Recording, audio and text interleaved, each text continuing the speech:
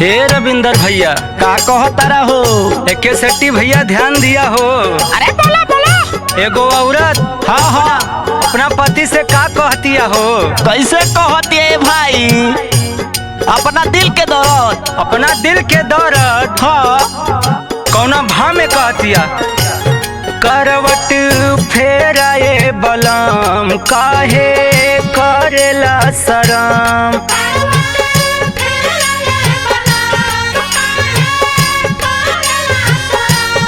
करवट फेराए बलम काहे करेला शरम। हवा सट के जवानिया जियान कईदा। हवा सट के जवानिया जियान कईदा ए राजा। ढलया कवारी में बिहान कईदा ए राजा। ढलया कवारी में बिहान कईदा।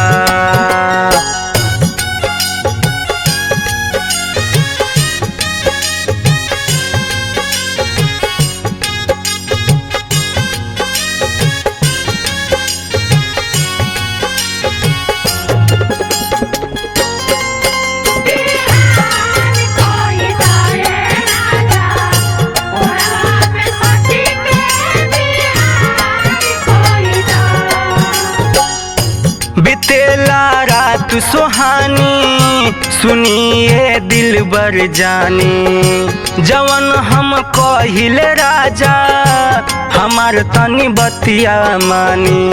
का कहतारू? ओहो बितेला रात सुहानी कहिले दिलबर जानी। जवन हम कहिले राजा हमार तनी बतिया मानी। आओ सटिया हेने आओ। हमार दिलवा के पूरा यार मान कईदा। हमार दिलवा के पूरा यार मान कईदा ए राजा। ढलया कवारी में बिहान कईदा ए राजा। ढलया कवारी में बिहान कईदा।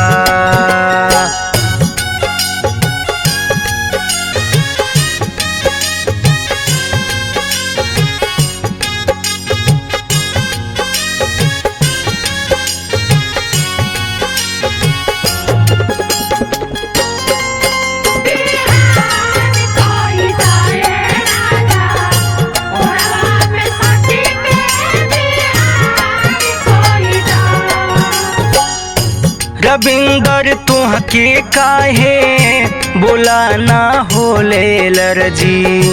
हवाए राजा जी तू हमार हो बाटे मर्जी। हाँ तो सही में प्यार करते हैं तुमसे। मोहब्बत फुल फॉर्म। रविंदर तुहके काहे बोला ना होले लरजी। हवाए राजा जी तू हमार हो बाटे मर्जी। अरे गर्मी पड़ता यार समझा करो। रेम्बू अक्षे तू हमके पहचान कर दा। रेम्बू अक्षे तू हमके पहचान कर दाए राजा। ढलया कवारी में बिहान कर दाए राजा। ढलया कवारी में बिहान कर दा।